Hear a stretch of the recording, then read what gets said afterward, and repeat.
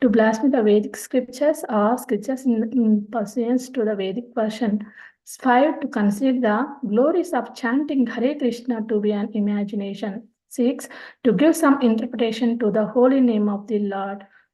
7. To commit sinful activities on the strength of the holy name. 8. To consider the chanting of Hare Krishna as one of the auspicious ritualistic activities which are offered in the Vedas, fruitive activities, Karma Kanda. 9. To instruct a faithless person about the glories of the holy name. 10. To not have complete faith in the chanting of the holy name and to maintain material attachments even after understanding so many instructions on this matter. It is also an offense to be inattentive while chanting. Every devotee who claims to be Vaishnava must guard against these offenses in order to achieve the desired success. Krishna Prema. Once again, I thank you everyone for joining the Bhakti Sangha conference call today. Let us move to our next session, which is Srimad Bhagavatam class. May I know who all have joined the call this morning? Hare Krishna. Hare Krishna, Radha Pyari Mataji, Dandavat Pranam, all glories to Srila Prabhupada. This is Vrita Gandharvika Devidasi from College Station, Texas. And I have a small announcement. Today is our dear Komatiki Mataji's birthday. We all can wish her. Komatiki Mataji, if possible, please come on video. I don't know if she's available near the laptop. Hare Krishna, everyone. I request everyone, please wish Komatiki Mataji. And thank you, Mataji. You are like a mother for all of us. Thank you so much for being on the call and blessing all of us. We are really blessed to have your sweet association. Hare Krishna. May you have many more years serving Guru and Krishna, Mataji. And you guide us in that path. Hare Krishna. Hare Krishna, Pamadiki Mataji, Dandavat Pranam. Wish you very happy Krishna conscious birthday, Mataji. Thank you so much for giving your association. You are teaching me a lot. Please guide me so we can continue our Krishna conscious path, Mataji. Thank you so much. Please unmute and you can wish to Mataji.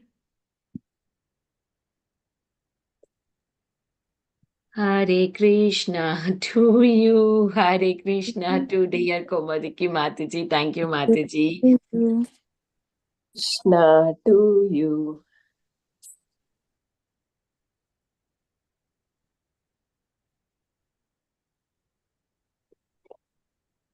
Hare Krishna, Radha Priya Mataji. Please accept my humble obeisances. Srila Prabhupada ki jai, Guru Maharaj ki jai. This is Aditi Devidasi in Edmonton, Canada, and I wish Komalika Mataji a very happy Krishna consciousness birthday, and thank you, Mataji, for your association. Please bless us and pray for us, and we do the same to you. Hare Krishna.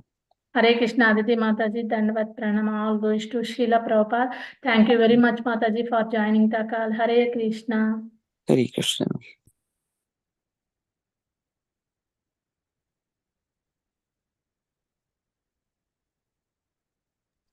Hare Krishna, Radha Priya Mataji. Please accept my humble obeisances unto you and all the devotees here.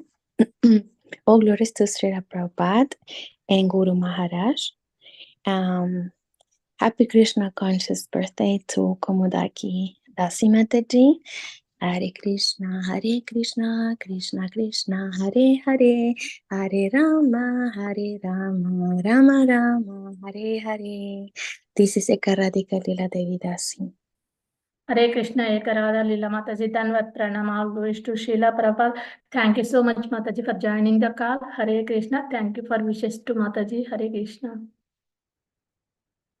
Hare Krishna, Radha Priyari Mataji, Dandavat Pranam, all glories to Srila Prabhupada, all glories to Guru Maharajas, and all glories to the assembled devotees. And happy, happy, happy Krishna conscious birthday, Kamadaki Mataji. I'm so happy that we have you as part of our group, and you're such an inspiration. And you know that we all love you so very, very much. Hare Krishna, happy birthday. This is Tiffany in Pennsylvania. Hare Krishna. Hare Krishna, Tiffany Mataji, Dandavat Pranam, all goes to Srila Prabhupada. Thank you so much, Mataji, for joining the call and giving your association. Hare Krishna.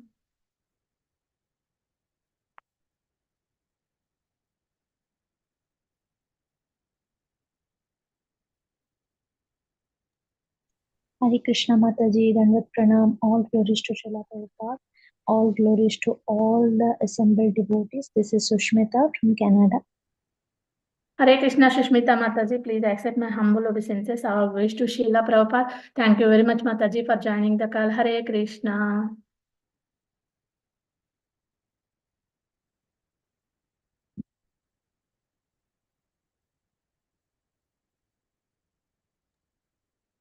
Hare Krishna, Radha Pyari Mataji, your glories, Srila Prabhupada and Guru Maharajis.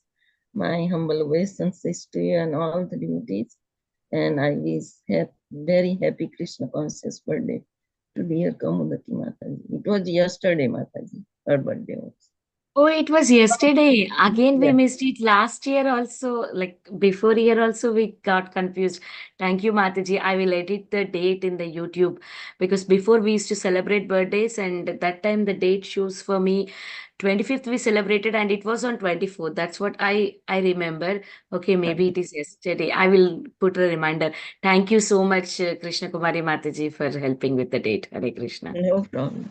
Hare Krishna. Hare Krishna, Krishna Kumari Mataji, please accept my humble obeisances. Our wish to Srila Prabhupada. Thank you so much, Mataji, for joining the call and giving your association. Hare Krishna.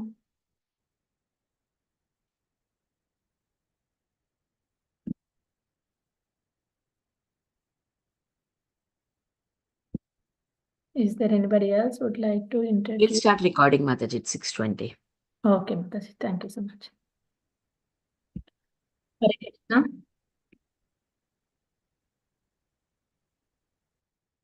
Welcome to Bhakti Sangha Conference Call. Today we are fortunate to have His Grace Radha Pramod Prabhuji to enlighten us on the topic of Srimad Bhagavatam 7th Canto, 3rd chapter, text 21.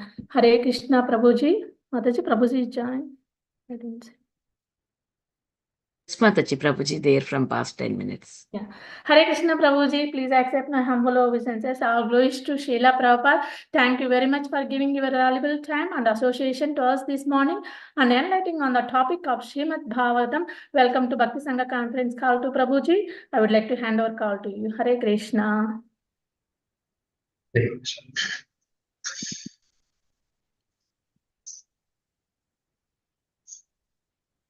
Om Namo Bhagavate Vasudevaya. Om Namo Bhagavate Vasudevaya.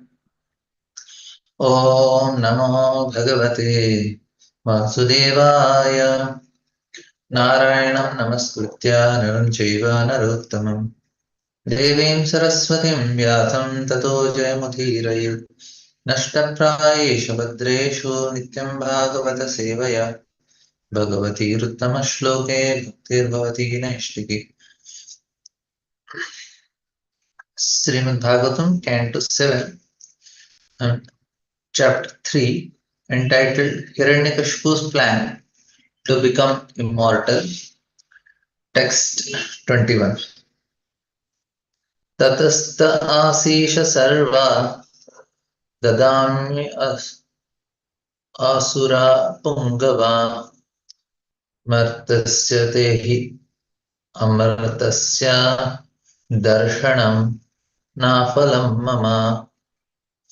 Tataha, because of this, te unto you, ashisha, benediction, sarva, all, dadami, I shall give, asura pungava, O best of the asuras, martasya, one who is destined to die, te, such as you, he, indeed,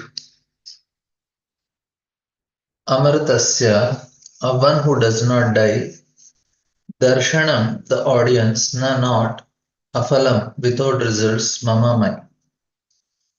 Translation and purport by His Divine Grace A.C. Bhaktivedanta Swami Srila Prabhupada. Srila Prabhupada ki Jai. O best of the asuras, for this reason I am now prepared to give you all benedictions. According to your desire, I belong to the celestial world of demigods who do not die like human beings. Therefore, although you are subjected to death, your audience with me will not go in vain. purport. It appears that human beings and asuras are subjected to death, whereas demigods are not. The demigods who reside with Brahma in Satyaloka go to Vaikuntaloka in their present bodily constructions at the time of the dissolution. Therefore, although Hiranyakashipu has undergone severe austerities, Lord Brahma predicted that he has to die. He could not become immortal or even gain equal status with the demigods. The greatest austerities and penance he has performed for so many years could not give him protection from death. This was foretold by Brahmaji.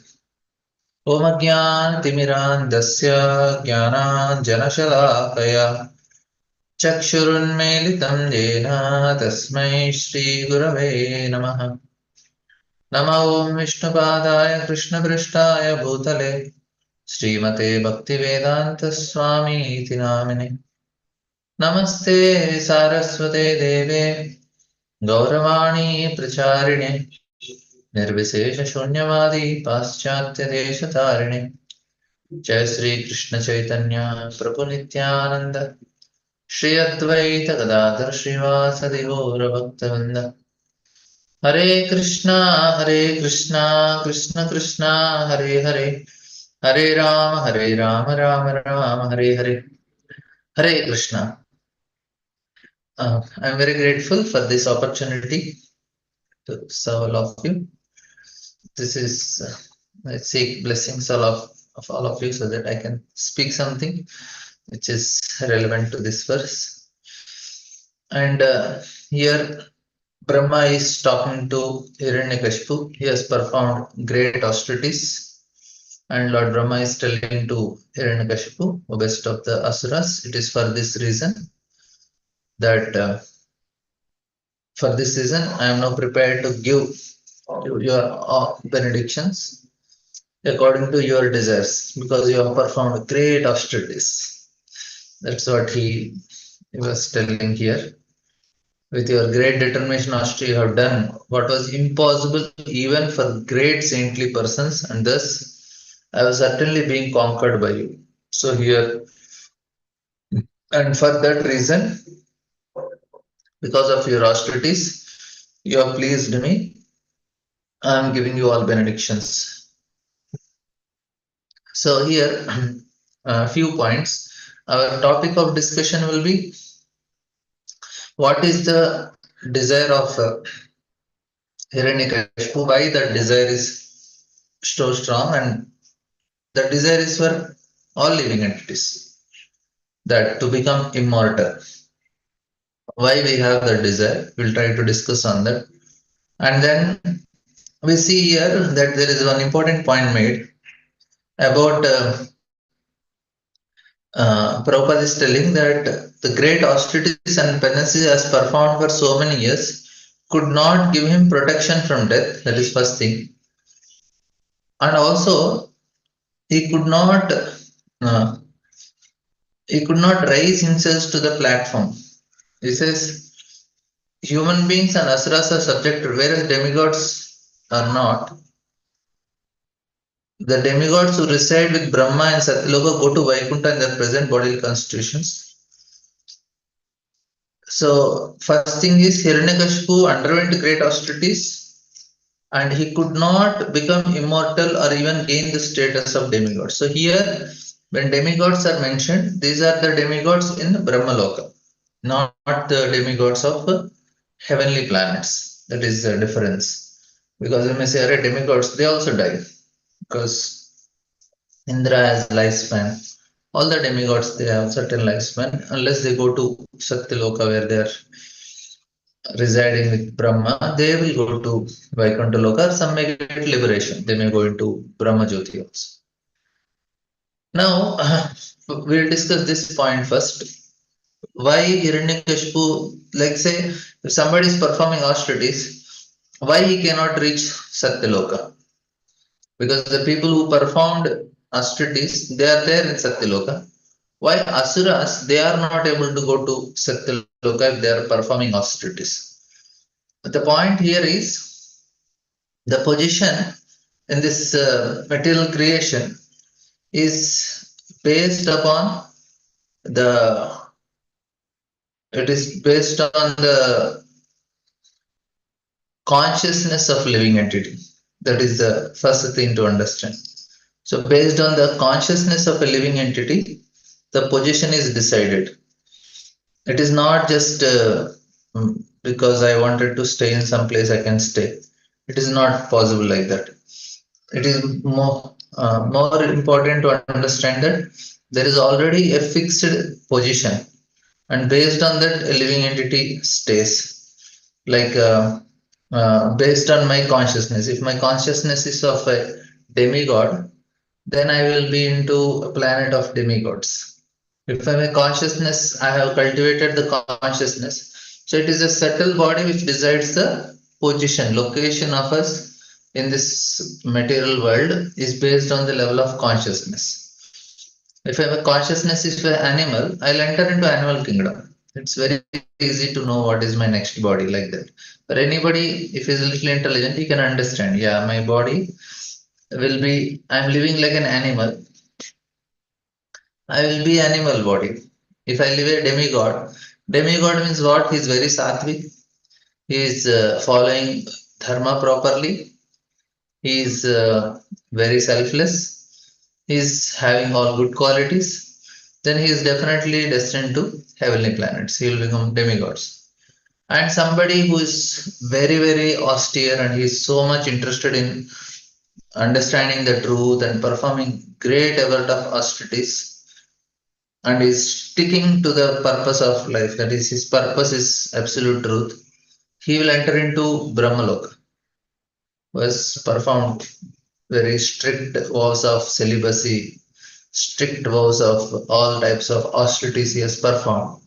That type of living entities, they enter into Brahmaloka.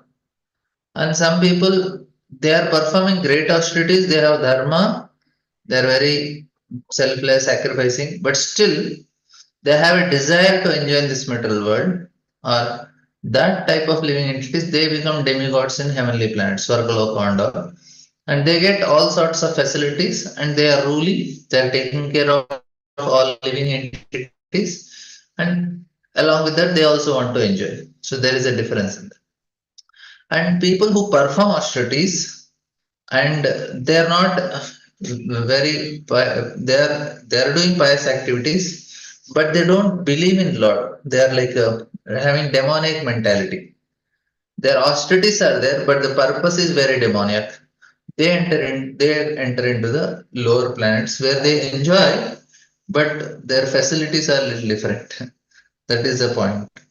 Here if you see, even Earth also, some countries they are very they have so much facilities and comforts compared to other places in this world. That means they are more pious people, but they are not devotionally minded. So they will not get heavenly glory, but they are getting some pleasure here. So the point here is that basically the position. It's one simple point. Please remember, where I am in the material world is based on my consciousness. If I am completely selfless, only for pleasure of Krishna ever, no other thing. If I am hearing the class, is only for pleasure of Krishna. If I am speaking, only for pleasure of Krishna. If I chant, only for pleasure of Krishna. And in turn, I don't expect anything for myself personally. And that then I develop a great amount of attachment to Krishna. That means that type of consciousness people, they enter into the spiritual world. The formula is very simple. Where am I? Means that is what is my consciousness. And I like that place also because my consciousness is like that. So if a person is tamoguna, and automatically he will go to a place in the city where tamoguna is very prominent. You like clubs, you like theaters, you like some other tamoguni attracting places. If somebody is passionate, he will end up in some malls and some sort of parks and other things where passion is more. And who is sattvic, he will be he will be attracted to some scenic place, and he will have some morning. He will be in the park in the morning time. People who are passionate, they are in the night time. So difference is there. So the point is what we'll be we are attracting or we are getting attracted to a certain place based on our consciousness, right? So that's why even though Hiranyakashipu uh, he is performing ostrich, Lord Brahma predicted that he has to die. He could not become immortal, not or even gain equal status with demigods. And he has performed more austerities than demigods. And Brahma is telling in the previous verse, he is performing more austerities than the sages also. But still he cannot gain it because his consciousness did not work. That means it's not just austerities, along with that, you need to develop the consciousness also, the attitude of that living entities in that area. Like somebody is very, very austere and is free from sense gratification, he's interested in understanding only the absolute truth, then they'll end up in Janloka, Maharloka, and Satyaloka. That type of planets they'll go. So the point here is what is the position where I'm staying is proportionate to my consciousness. So Hiranyakashipu's consciousness completely demonic. So there is no chance that he'll end up in circular. Same thing happens with Trishanku. He wanted to enter into heavenly planets, but he was not qualified. Qualified means what? Qualified in the sense of consciousness. That's why Indra did not allow. But Vishwamitra said, I'll add my credits. Even he was adding his credits, but he could not send him. So it's not just you get credits of your austerities. Along with that, you need to have the state of consciousness also. Like spiritual world. Like Durasmuni also went to Vaikuntha Loka when he was chased by the Sudarshan Chakra and he insulted Ambarish Maharaj. He could not stay there because his consciousness is not suitable. He will feel little odd there. Even now also, if we go to Vaikuntha Loka, now many of the people will say, "Arey Bapre, there is no Wi-Fi here. There is no social media, and nobody is putting any status. Only status is what pastime Krishna is doing here, what pastime Krishna is doing there." And people will be completely bored. Too much Krishna, I don't want it. Let me go back to earth and now let me enjoy the status. And there is no news. Only news is Krishna. Only status is Krishna. Only songs are Krishna's Leelas. Only stories have Krishna's pastime. And what about people have so many other channels here, Disney, Hotstar, and whatever, Netflix, Amazon Prime. So many things are there here which are not available. So completely out of place. Let me go back to my Kali Yuga time. Here it is quite. The people feel natural here because the consciousness is suitable, right?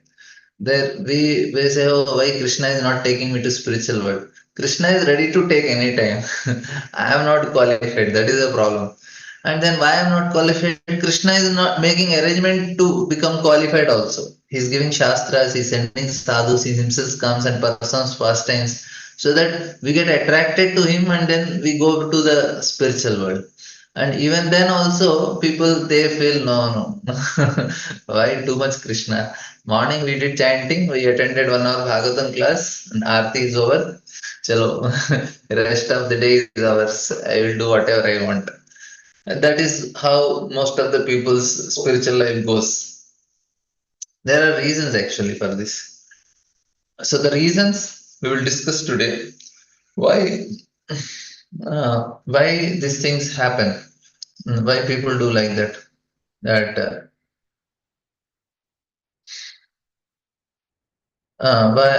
this type of mentality, how it comes into people's life. I will try to discuss this part. This is the point of discussion I thought we will do it. So there is, I was telling why Hiranyakashipu is asking such benedictions, and this benediction, everybody wants this benediction because there is a fear of death for everyone, and it is manifested differently. Now, what Hiranyakashipu did is actually everybody wanted. I want to be immortal, and and then there is this. What is this cause? We will try to analyze today. Bhaktivinoda Thakur writes that the living entity in this world endures a miserable existence. The spark of spirits, pure spirit, has become the servant of matter. And as a result of living beings thinking himself as matter, he becomes victim to material needs, right?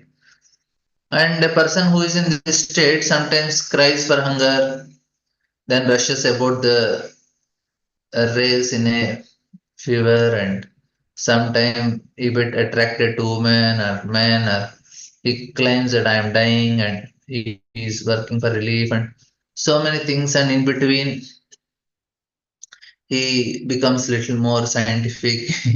He fonts philosophy, and then he is interested in some astrology, and then so many other things. Such people, their hearts are actually filled with envy, cruelty, lust, and all these things.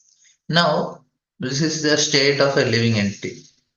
But now we'll come to the important problem. The problem is actually fear, which is causing, like Hiranyakashipu is fearful. He want to come out of the fear is what? Fear of death only, right? In the deep of the heart, uh, we will find there that we do not care. So, like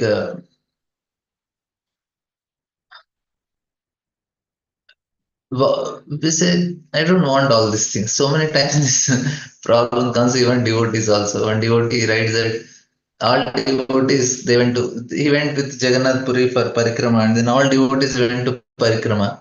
Then inside he felt, actually I don't need Krishna. So this is a certain thing that happens to people in this material world. Everybody is like, I don't need. And this is actually the biggest insult. This is the offense we are committing to Krishna. The it is the greatest insult is ignoring Krishna. And Krishna, like there is saying that the phone rang of God, and God tells to his secretary angel, and angel says someone is praying for you. Then God tells him that you tell that I am not there, because God is ignoring. Why God is ignoring? Because this person is also he is not very attentive. He looks like praying and chanting. It happens many times, and it happens for me also. That we are ignoring God, or some kind of deep indifference towards the God is there. We remember Him when we need, and sometimes when we feel bad, that time only we remember Krishna. And there are also various forms of ignoring God. What is that? Ingratitude. And he did everything. He created us, he created this world, he supplied with us everything. We live in the house and says, oh, I don't care. And that's actually what is happening to this people in this world. So a person turns away from God. This is called asmriti.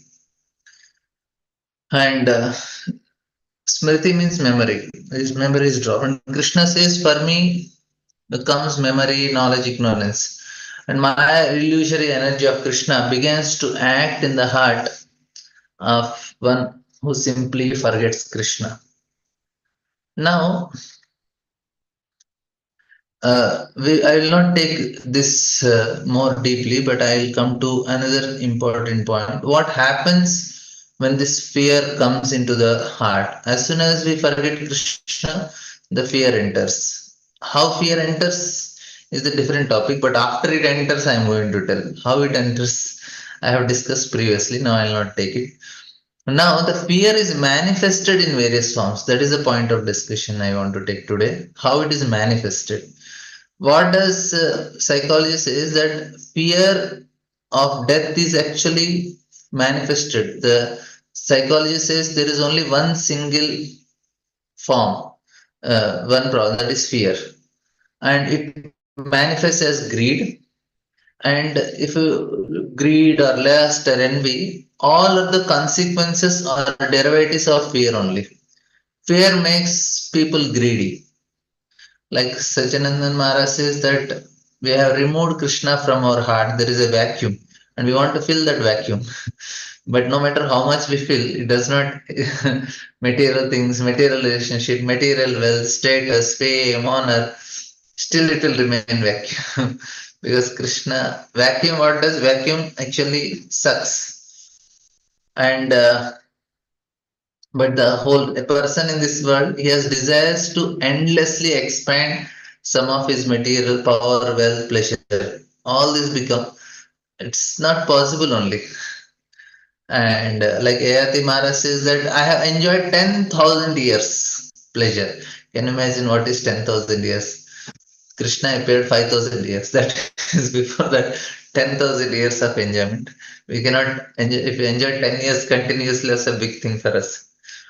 And he says, enjoyed as much as I could because of all, with all my strength and all the mystical devices, because he has a beautiful wife. His youth was extended and he was young, full of strength. And he says, still no, nothing, it's all vacuum. It did not satisfy me. So this is actually what he says. This is the problem for all living entities. So why to unnecessarily waste our time on it? That's what acharyas are telling. He says that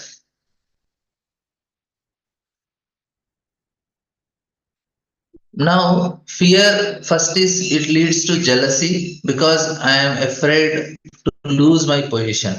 So greed is also because of fear. I think, oh, maybe this is not sufficient for me. Maybe I don't, one house is not sufficient. Let me have two, three houses. This much bank balance is not sufficient for me. What will happen if I get something very serious illness? I need more bank balance. What will happen if I lose something? So always fear. Now you have a big house. Now what happens? I have a big house. I have to have a big compound wall. I need to have much security. I need a security guard. I need to have cameras. I need to have a dog. Now you need to protect it more because you are more fearful because you are having so many things.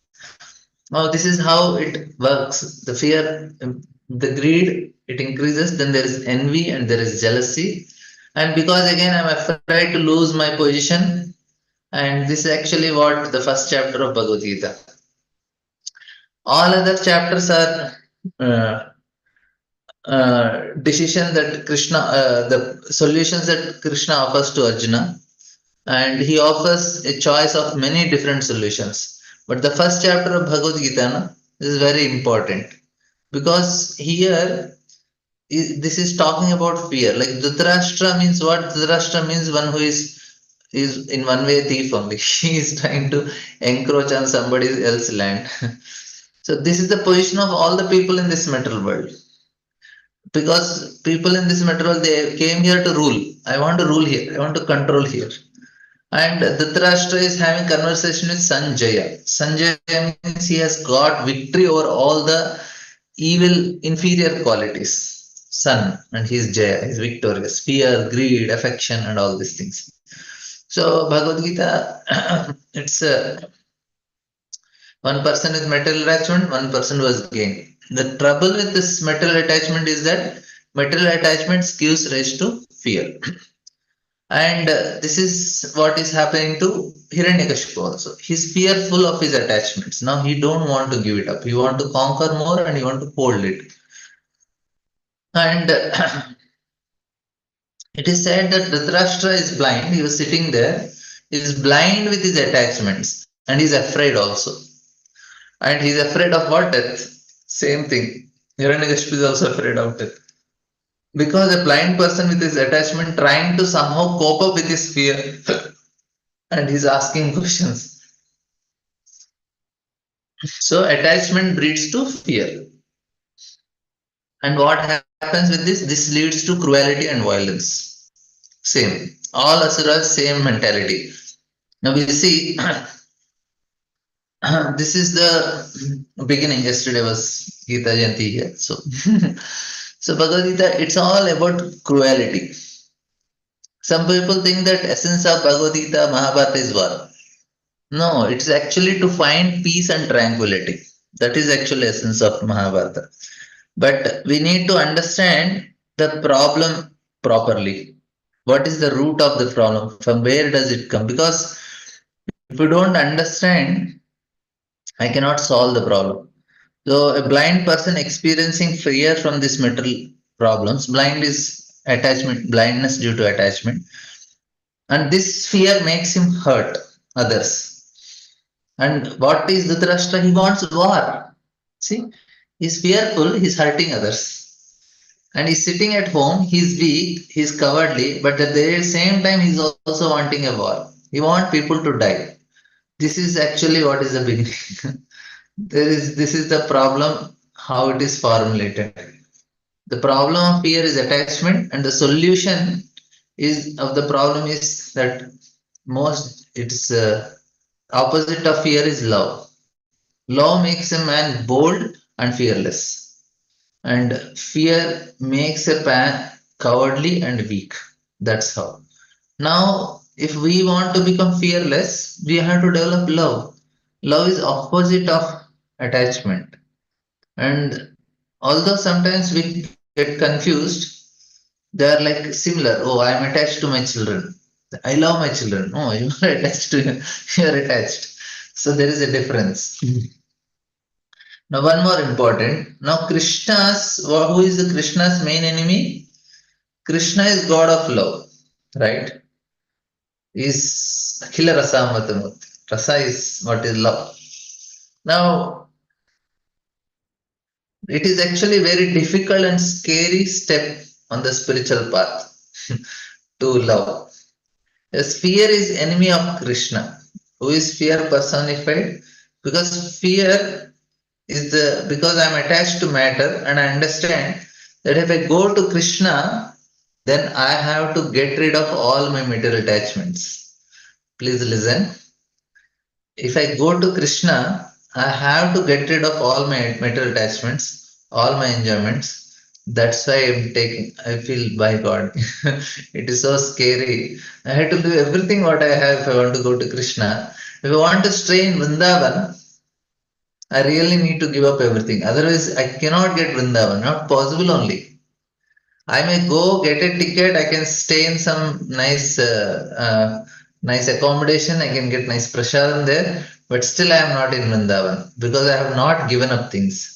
I can get some glimpse of Vrindavan here there, but I cannot enter into Vrindavan because I still have my attachments. As long as I keep on having my attachments, I cannot enter only. Why? Vrindavan is a state of consciousness. It's not geographical location. See, that's what here Prabhupada is telling. And Brahma is also telling, you cannot become a demigod. You cannot go into Brahma Loka because it's not just austerities. Array, I have paid so much money. I purchased a house also in Vrindavan, but still I cannot be in Vrindavan because I still have that insecurity. What will happen? Like there are some devotees who have some properties. Some property means their parents are very rich, well off. They stay in Vrindavan. They can purchase at least 2, 3 houses. Their parents can purchase for them very good houses for them. Still, they don't want anything. They said and they stay in a rented house. Sometimes they try if they get some very simple and or free, not even payment. Free means what? There'll not be many facilities there. They want to stay in such places. I'll not tell the name of what. And why they want to stay in such places? They want to be in a helpless state. They say, if I'm in a helpless state, then I can take shelter of Srimati Radharani. Otherwise, I may take, I have my house, I have my facilities. So they stay in a very simple, they take prasad in the temple and stay in such places.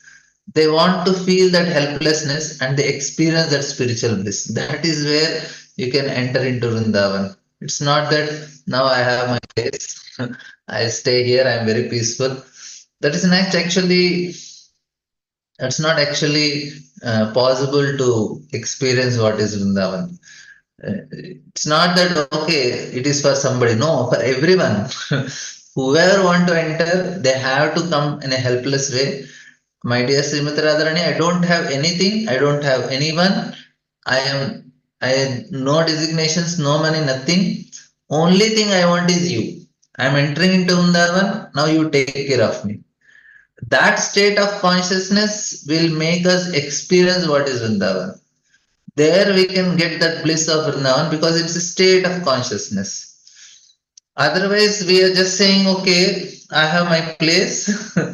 Oh, you will still have place, and we can be born again and again and have a place, but we will not enter there. Consciousness is not there.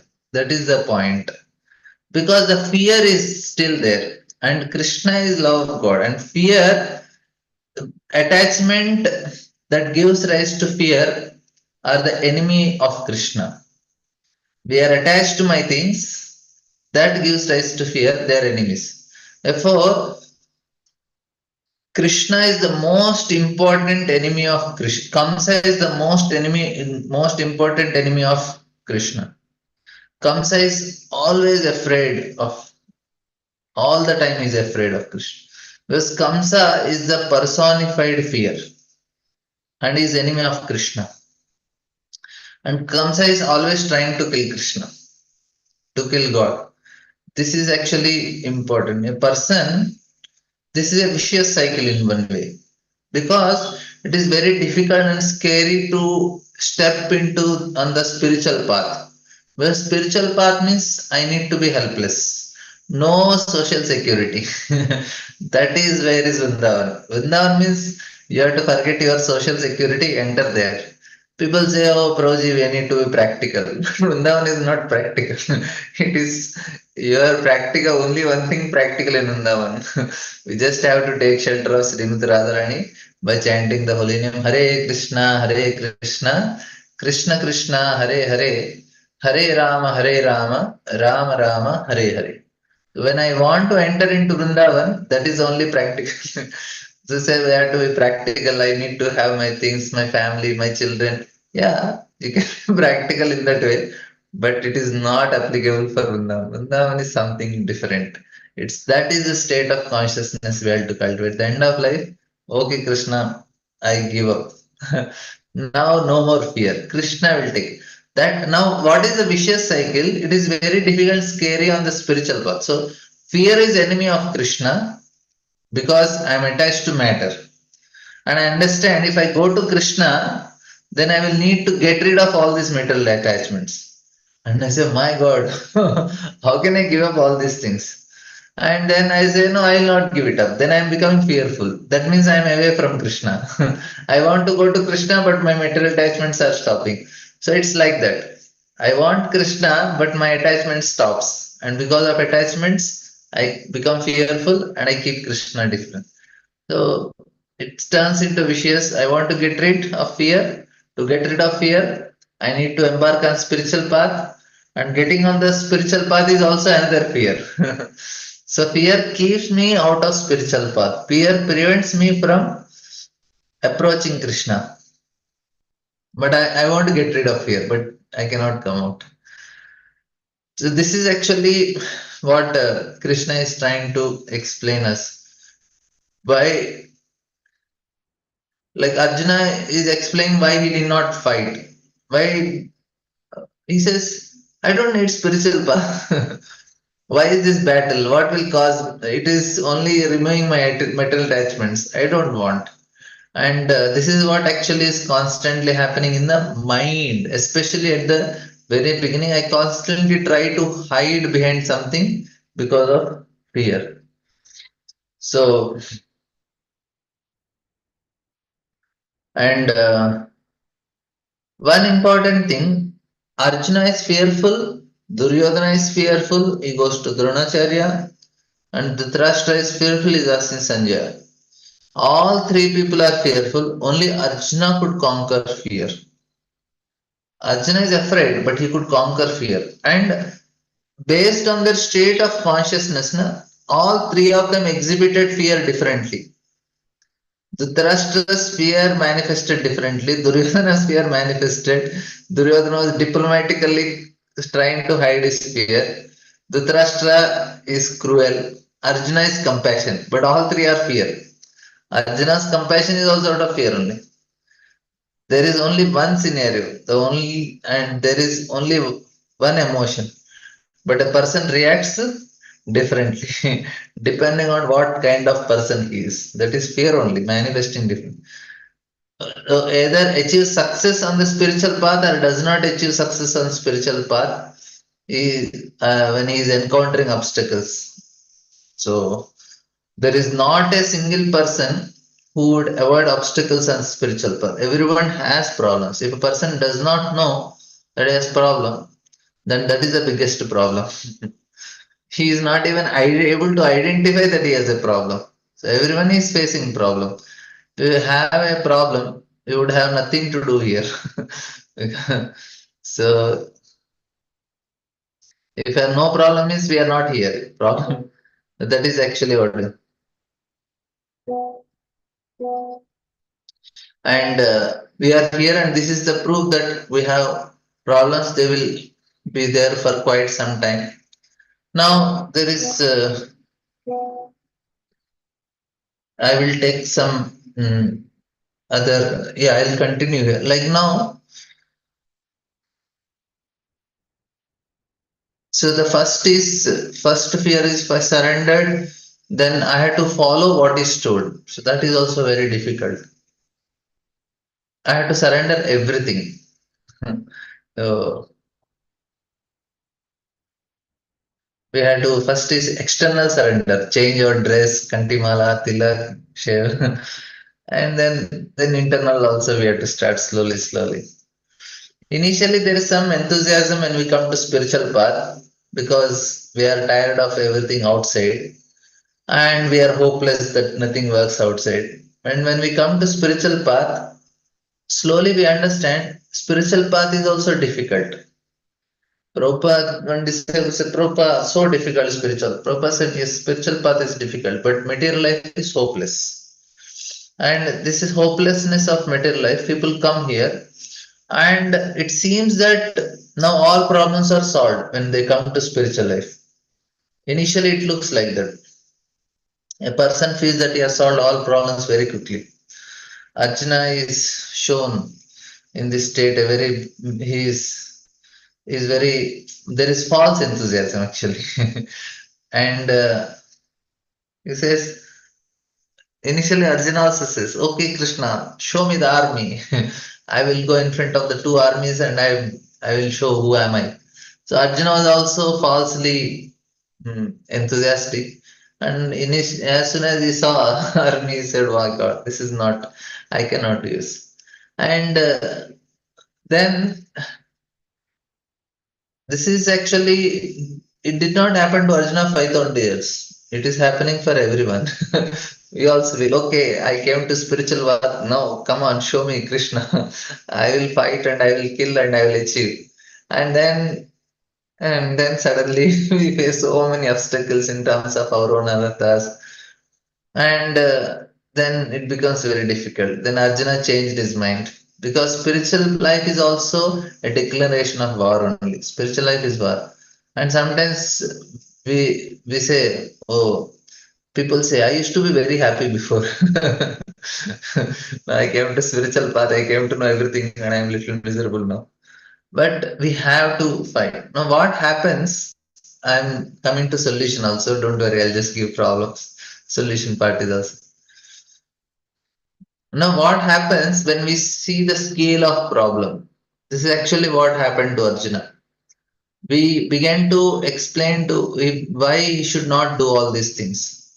Why I do not want this. Many different forms of rationalizing the problem comes. My mind begins to explain to us that, oh, this is not uh, such a problem. People live and why I should try to overcome these anarthas and all these things. People are also living. Most then they continue to live like that and they stop fighting. Every day there is a fighting. They say tomorrow onwards na I'll chant nicely. That means what? Today, Jane do whatever happens. Let me complete my rounds. Tomorrow I'll see I'll chant. Tomorrow on sincere chanting. And next day when chanting comes, okay, I'll become very serious in future, but for now, somehow I'll do it. And people give up fighting on the spiritual path. People live and they stop. They say I surrender, but that means I won't fight. They surrender to the problem. And somehow Krishna will save me. That's what people think. Most of the people on this half measure stop and get stuck in this state. And there is no strong incentive to go because it is scary also to take so much. I know, Vrindavan means you have to give up everything and go there.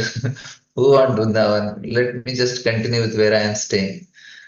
And and he remains for some time, and there is it is not clear how it will all end, and there seems to be reluctance to return back also. There is nothing good there, and they remain there as a pure devotee in ISKCON for a long time because uh, the step prevents us from doing because of fear. Fear paralyzes. Fear will lose attachment. That is the fear. And the rationalization of all our problems. We say being practical. So many things comes. Lies in that we want to try to pass ourselves or someone else. He says, "Oh, I'm fine, I'm fine, I'm fine." This is actually what happens to people. And two more important things here. What happens is, when people rationalize the problem, and this fear, people hide their fear in fanatism. Fanatism is actually out of fear only. All fanatics are the people who are very afraid. And what is the best way to hide fear? We should look cool. Yeah, I'm very cool. And there is a saying in Israel, there is no brave warrior than a frightened Jew. That's what there is a saying. No brave warrior than a frightened Jew. That means lack of complete faith is hidden behind this fanatism. They don't have full faith, that's why they have become fanatic. They don't want to try to understand it clearly, they don't want to solve it, they don't want to make the concepts very clear. They say, don't ask questions. This is only thing. This is actually fanatism. He thinks I am fine, and all these different forms of hypocrites are very well described in Bhagavad Gita also. Everything is fine with me. I am compassionate. I am kind. Arjuna was thinking like that. I am good. I am trying to pass ourselves off and someone else. And sometimes people give out of fear for courage. They feel I am very courageous. People hide behind fanatism and all these things. Now, now the end part, I just wanted to describe there are 9 obstacles which are described who is practicing the spiritual path. This is from the Yoga Sutras. This is the which is applicable for us also to some extent. This is the first thing a person faces on spiritual path is illness, and this is very commonly seen. Like what happens is if a person he is coming to spiritual path, before there is he is very healthy, and suddenly comes to spiritual path, he start becoming sick and experience some kind of illness. Some devotees are very sick because although he is eating healthy diet and he has healthy way of life, because all this is because the mind became sick, because the disease has certain advantage. Illness is a very good way to hide, and they like some devotees they don't want to come for Mangalarti, they become sick, especially in ashram. They don't want it, but now they've kept in a situation where they have to attend and they become sick. And this is one of the scenarios very commonly seen because it comes from the mind. This is psychosomatic diseases. The sickness is like in the school time also. How many of you might have, some of you may have this, I think I want to become sick so that I can avoid school. Anybody has this experience? We want like say I've seen also. No, I'm sick. Mommy, see fever is there. Maybe I'm sick. Mother says, touches this. No fever. Go, chalo, go to school. No fever. Maybe I have headache. Maybe I'm sick. So they want to avoid and they want to become sick. So this is the first fear in spiritual life also. And same thing in spiritual life. Maybe I am sick. Maybe I need not get up for Mangalarti today. Maybe I am sick, so I need not complete chanting or something. We want to become sick. Second is mental laziness. That means there is lack of interest. Not interested. I have heard all these things. I know everything. And the same story, same joke, same things. And this also makes the body weak, like the mental sickness. And the third thing is doubts, indecision, hesitation. These are the obstacles that come. And the doubt is a very valuable thing. Krishna says that a person who has samshayatma vinashyati, person doubts his doubts very deeply. He has doubts on spiritual master only. He has doubts on Krishna. Why did you do? And if he does not work on clearing them, it becomes very difficult. I had recently some doubts and I was thinking, "Arey, how to get cleared, how to get cleared." And somehow I got one lecture to hear. It cleared many doubts. I was very happy on that day. I said, yeah. It was actually for 3-4 months I was having these doubts. I don't know how to get whom to ask. I was little hesitant to ask somebody. I thought of asking them when I personally meet. I could not get personal meeting. I wanted to hear from Bhakti Vigyan Maharaj only about my doubts. And some serious doubts. And then I thought when I sit with Maharaj, I'll ask. But somehow I got to hear Maharaj's class and my doubts got cleared. Maharaj gave some lecture recently. Then it was very happy. So the doubts are actually very important because in order to find some kind of reasons, actually doubts keep us till the end of our life, spiritual life. If I have doubts, then what will I say? I'll say why I should do this because I don't have faith completely. This is a kind of backdoor through to live this spiritual path. And the fourth obstacle is called pramada, carelessness. Is the most famous negligence or carelessness. And this actually happens when we chant, the 10th, 11th, to be inattentive while chanting. And this is because this is also obstacle of our mind only. And pramada is also called pride. This is also because of pride I am very negligent. And inattention is based on this only. I am thinking about myself. Inattention, negligence, inattention to others, all forms of inattention or negligence is actually self-centeredness or selfishness, like that. And then we have the fifth obstacle is laziness. This is the influence of tamoguna, super tamoguna, especially when it comes to uh, evening times and all. We are completely and early morning times. There is tamaguna, laziness is there. There is lack of interest is second obstacle, and fifth obstacle is laziness. There is lack of interest, it is directly laziness. So there is a difference. And sixth obstacle is the tendency to excessive feelings and pleasures. I want too much of I like, I don't like. So this is another thing that which we have left it again. It comes back, and sometimes we feel maybe I need not be too serious. I can just sometimes once in a while I can have some pleasures also. And then there is some very interesting thing is.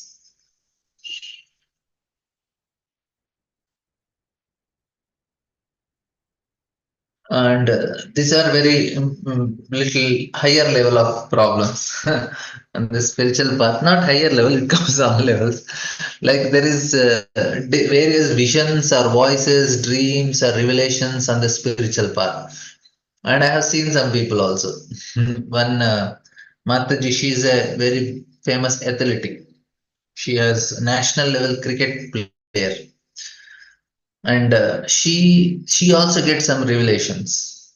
Now she's very serious, want to practice, but because of revelations, now she gets so many revelations. Now, if I want to tell her, about some things that this is not right. She's not able to accept only because of that revelations. It's an obstacle for her. Even though she want to practice, she says that I got this revelation, I got that revelation, and uh, and she is very serious about it. For me, it becomes very difficult. I said, "Arey, that is correct. Some things are okay, but not everything." So it's a big problem for them. Majority of the people with this revelation, they write books. It is a product of the fact that the person had not reached to the end. It seems to him that he has received everything. He becomes he becomes fixed about it, concrete. And then when his mind begins to uh, deceive, he try to cheat. He says, "This is only the final. Look, everything is fine. You have already achieved it. This is the highest thing I have achieved. This is actually the problem I have seen. A person uh, feels this is what is ultimate. And eighth is like it is actually this place people cannot fully concentrate. He changes his position, rushes about. Uh,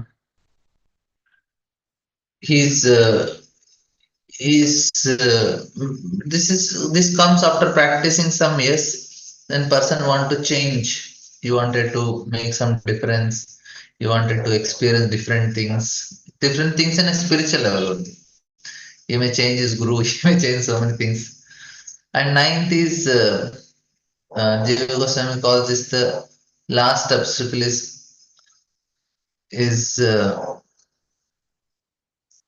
Vikshepa. Vikshepa is throwing our mind or instability, which it is goes higher and lower. So something is fine today, and tomorrow everything is bad. So this type of obstacles. So these are obstacles that are given for in Yoga Sutras. They're the ways to Samadhi, obstacles to Samadhi. And we all have to reach Samadhi only. Our Samadhi is to meditate on Krishna. So I'll just summarize what we have discussed today. So I was telling that how Hiranyakashipu was told by Brahma that he's not qualified to become a demigod because we discussed Prabhupada is telling is not qualified because his state of consciousness does not suit him to enter that because the position in this material world is based on the state of consciousness, right? And we see that Vrindavan is also a state of consciousness. It is not just, and there is so much fear to give up everything. I just have to live in a helpless state if I want to be in Vrindavan. Helpless means I just take shelter of Radharani. If she want me to give something today, I'll get to eat. If she want me to stay in this situation, sleep like this, be here, I'm ready for it. I want to give up all my material pleasures. I want to give all physical comforts, air conditioner room, very fresh, everything fresh, neat, clean.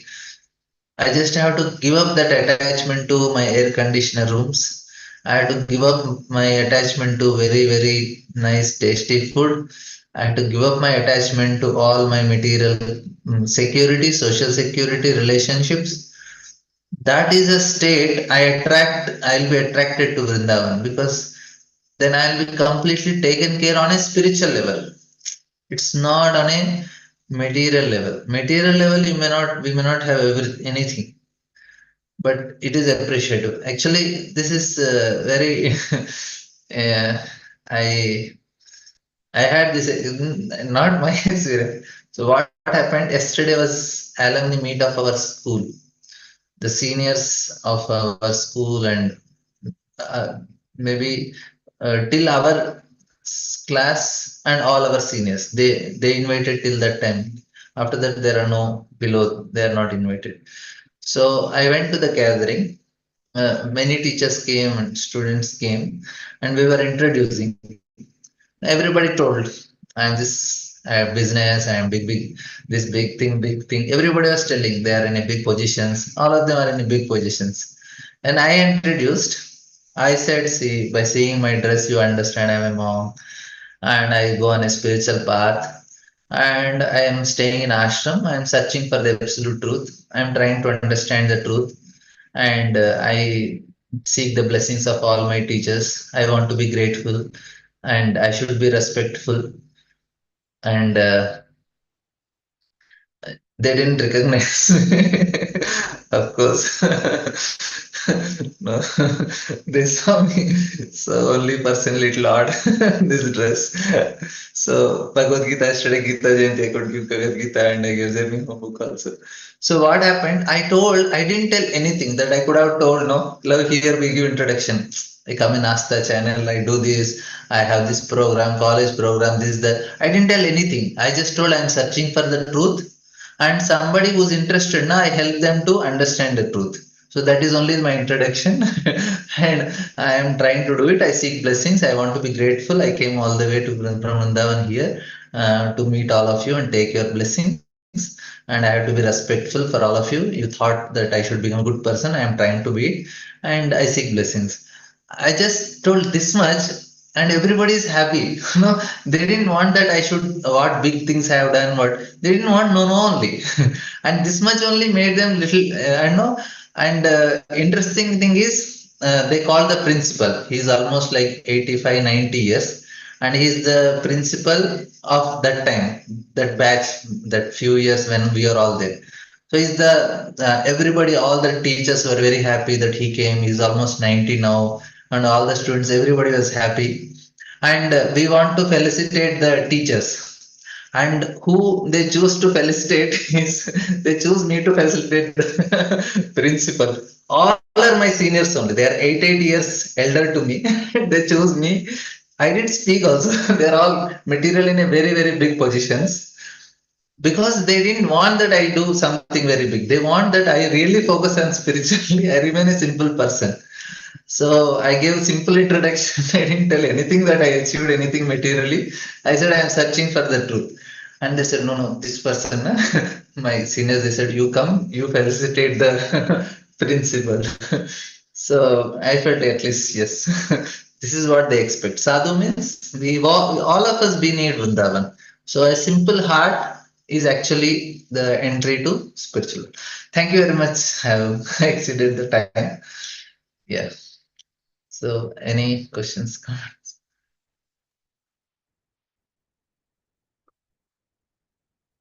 Hare Krishna, Prabhuji. Thank you so much, Prabhuji. Wonderful class. I'm requesting devotees, if anybody have any questions or realization, please go ahead.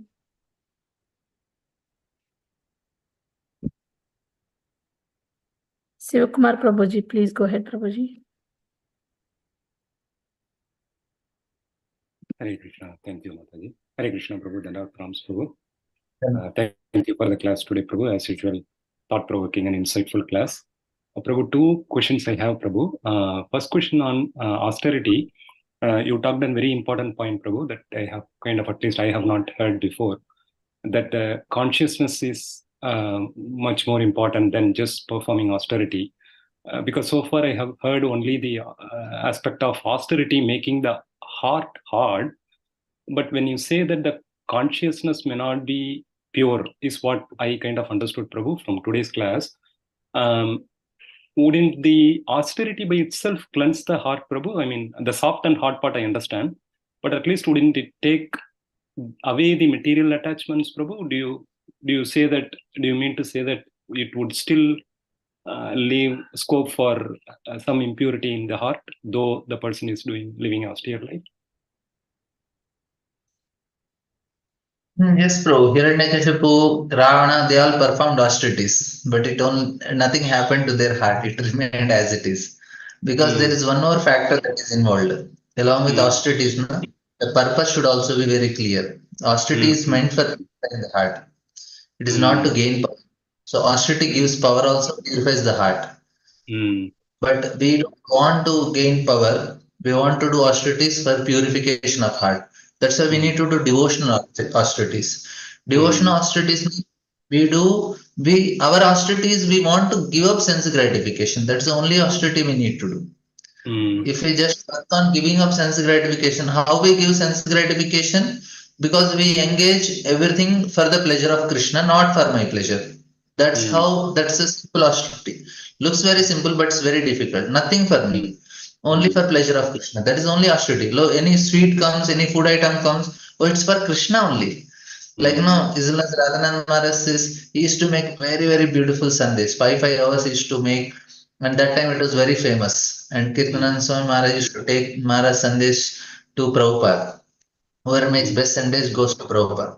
So it was so famous that time, Radhanand Maharaj Sandesh. And Maharaj says that I had opportunity to make Sandesh, I had opportunity to serve, offer it to deities, I have opportunity to feed deities, but I never got opportunity to serve, honor it myself. So for Maharaj, making, offering, giving others all are service, even honoring is also service. He said, it's so famous. I also may be tempted now that let me also taste once. He said, I never got opportunity to do this service of honoring it. So for him, it's the austerity is what? I just have to give for others. I just have to please my spiritual master. That is only austerity we have. Please my spiritual master, always engage in his service, no sense gratification for myself, only pleasure for them. Okay. That austerity will purify the heart. So Ekadasi austerity is for pleasure of Guru. Janmashtami austerity is for pleasure of Krishna, for pleasure of Guru. Distribution austerity, any austerity is for pleasure of Guru and Krishna, so that they will be pleased, my heart will be cleansed. Okay. Just one follow-up, Prabhu, on this topic. Generally, we hear this example of Hiranyakashipu or even Dhruva Maharaj, who was kind of looking for some material benefit to kind of counteract his bitter experience. Are there any examples in Bhakti tradition, Prabhu, as an role model or benchmark for austerity? The devotional austerity that you talked about, in any benchmark, any role model that we can... Our Goswamis, Tektva Purnam Asesha Mandalapatim Srenim Sada Tuchavat. They have given up everything. They are staying in Vrindavan. The helplessly taking shelter of Vrindavan Dham and Radharani is actually austerity for us. This is, I don't want anything. I just want to take shelter of. So they have performed great austerities in that way. They have given up all their luxurious lives. They just went to Vrindavan and said, okay, now surrender. So they are completely blissful and happy. That is our benchmark.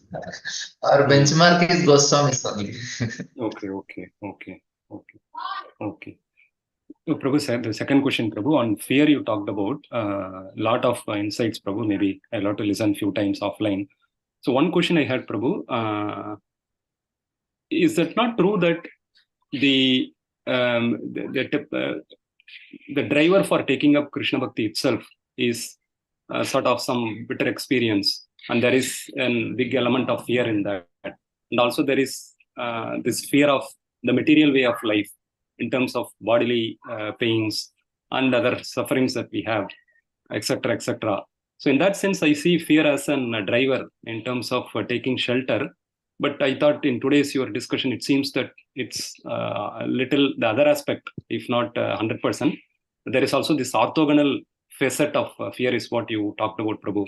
But I thought the fear of the existence in this world itself is a driver for taking shelter of Krishna. Yeah, that is true. Initially, when we come to Krishna consciousness, there is a motivation of fear, and we also motivate people out of fear. They come and say, "What is so dangerous place?" But what happens then? We become here so enthusiastic. Yes, I have achieved it. I have come to Krishna conscious.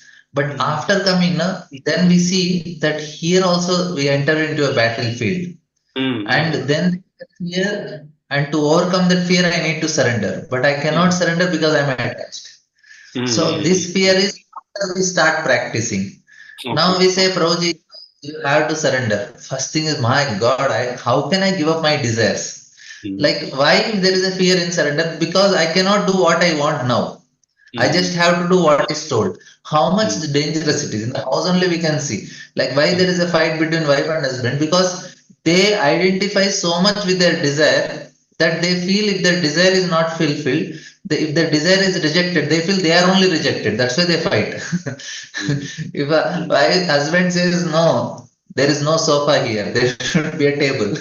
Wife says, how can there not be a sofa here? She feels that she is only rejected. No, no, I am not rejecting you, I am rejecting your idea. But we are so attached, it causes so much insecurity. If I have to give up my independence and do whatever Guru says all the time, so that is the fear, which is the attachments to our ideas, our own possessions and all is causing us fear to go ahead in Krishna consciousness. That is my point. Like people feel that if their ideas are rejected, they are rejected. There's so much identity that causes fear. They become insecure. How can you say always no, no, no, no? It's not no to you. It's not to your ideas, which is not you. The attachment is the problem. Okay. That is in a next level. When we go further in spiritual life, that causes it becomes more and more difficult. Really, nothing for me to imagine nightmare someday. So, Prabhu, so if I understand, you are saying when we enter into the bhakti and the initial few years, it's more of trying to secure our material threats is what the motivation. But when we know that the root of that itself is the attachment, and that is something that we have to get rid of as we progress in this thing, then it becomes more of spiritual fear, you are saying, not the fear of material security. Material fear only. It is material fear only. But we are understanding reality. We understand reality. Okay. See, even for Karma Yogi, it is more easy because he can continue to enjoy. For us, it is more difficult because we have to give up whatever our identity only we have to give up. Goper Bhartor Padakamalyor Das. We have to give up our identity. That is more. Yeah. I am servant only. Thank you so much. Hare Krishna. Thank you so much, Prabhuji. Beautiful answer. Hare Krishna, Anuradha Mataji, please go ahead with your question, Mataji. Thank you, Mataji. Hare Krishna, Prabhuji. Dandavat Pranam, Jai Shri Prabhupada. Prabhuji, recently I met one person. That person said, I went to ISKCON long time back, and then I also did chanting. So now I stopped. He's saying like that. So I asked, why did you stop? And then he said, like, there is a mantra in Vishnu Sahasranama, Rama, Rama, Rameti. There are 3 lines were there. So why can't I do that mantra, which is equal to entire Vishnu Sahasrama? Why should I only chant Hare Krishna Maha Mantra?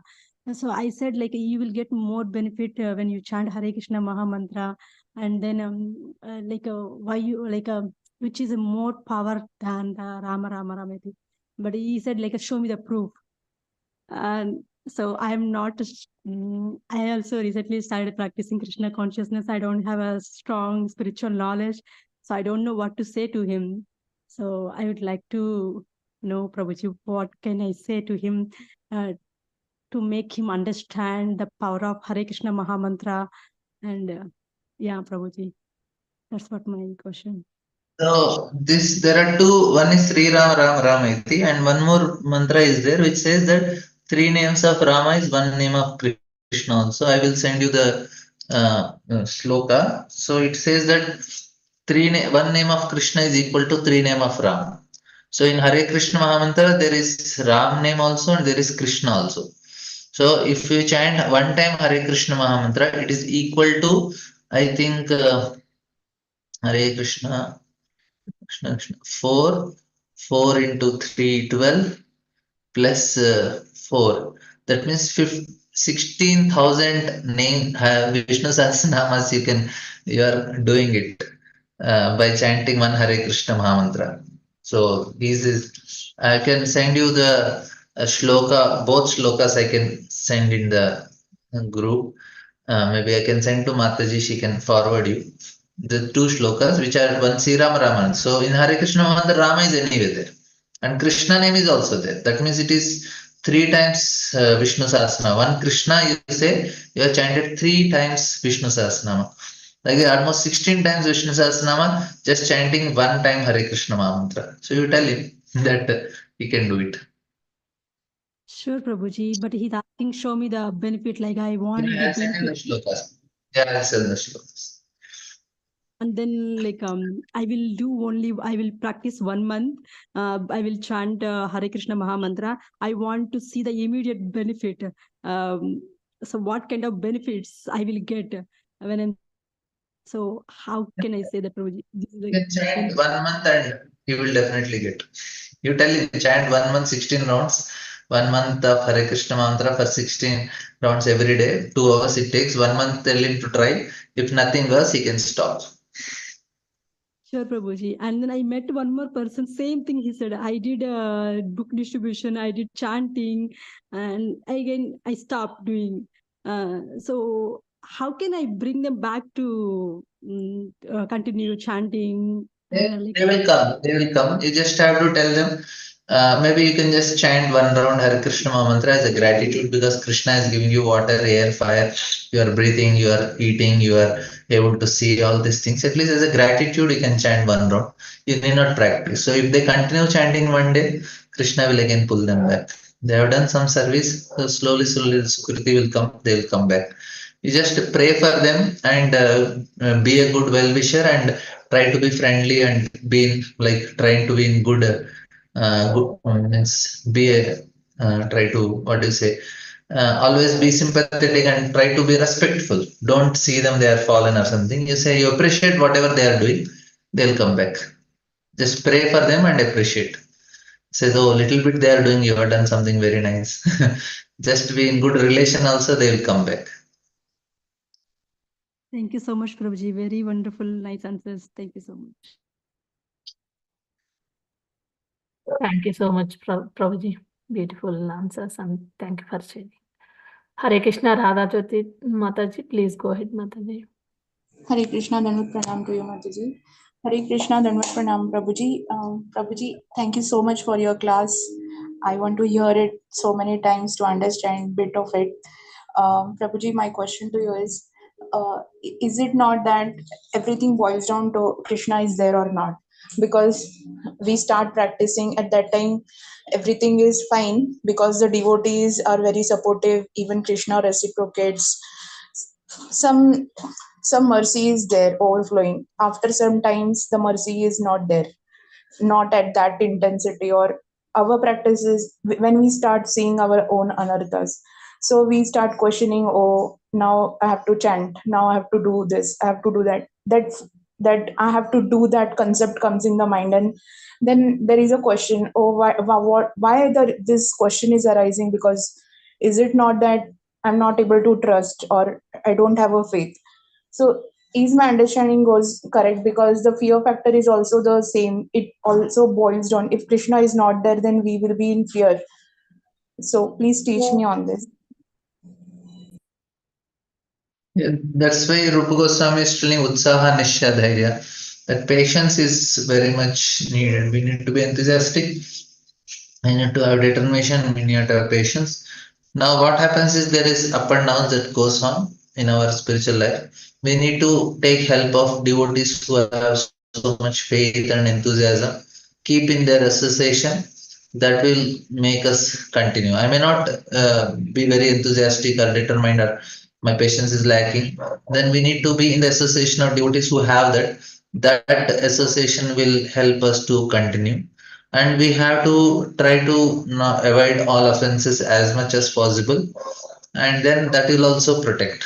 Only if you don't commit offenses, then there is not a problem. You will Krishna will protect eventually, and this is a test. Actually, this is a test for your love and seriousness.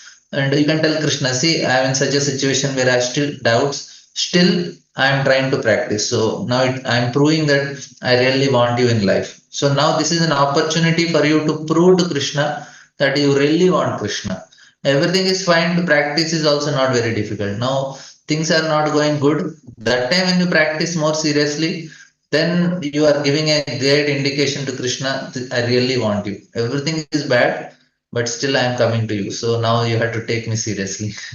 So in that way, you can take it as an opportunity to go to Krishna and prove to Krishna that you love him and you want him. And be in the company of devotees who are enthusiastic. Yes, Prabhuji. Thank you so much for the answer, and thank you so much for the session today. Thank you so much for coming to the point. Even it was so many points were there, but coming back to the fear at everything you related, I really need a lot of time to understand. Thank you so much. Thank you so much, Prabhuji. Prabhuji, do you have time, Prabhuji? Yeah. Yeah, Hare Krishna, Manmohan Prabhuji, please go ahead with your question, Prabhuji. Hare Krishna Mataji, Danvat Pranam. Hare Krishna Prabhuji, Danvat Pranam to you. All glories to Prabhupada. All glories to Guru and Goranga. Prabhuji, I just have a small question. As you mentioned, Prabhuji, that Vrindavan is not a geographical piece of land. It is something we have to, it is transcendental. It is something which is subtle. So since I am going to Vrindavan tomorrow, it will totally have a different perspective since your this statement. So what do I take of it, Prabhuji? Since I go there, like we go to we do Prakirma and we go to Radha Kund and Gauri Kunj and Radha Krishna Balrama temple and all these places. So since you said Vrindavan is totally depending on Radha Rani and not to any worldly things and material things. So what should be a person who is going to Vrindavan, so what should be his taking mentally, what should be he be prepared going there? Basically, you wherever you go, if you always continue praying, any place you are going, you go to get, you are going to serve, you are going to take darshan of Krishna Balaram as a service, you are going to Samadhi of Prabhupada and praying to that you will be empowered, that I will be able to do some service for Prabhupada. Dham is to serve, not to get anything from there. We are going to serve and we are going for prayers. So these are the only two things. If you do, then you will have a different experience in Vrindavan. Whole time you are praying and doing some service. Service chanting is also service, kirtan is service, and anything you are doing, parikrama is also service. And you are doing it for pleasure of our spiritual master, and we want to serve. And we are in a mood of service, then Vrindavan will be a different experience. It's not that what is my food, what is my place, and how much comfort. Of course, it's very cold there. You have to still get up and go for Mangalarti and do the service of Mangalarti, service of chanting, service of Guru Puja, and then go and continue. When you are doing that also, you be in a prayerful mood and it will work. It will be a different experience. Thank you, Prabhuji. Thank you. Thank you, Prabhuji. Hare Krishna, Prabhuji. Thanks. Thank you so much, Prabhuji. Thanks. I'm checking messages.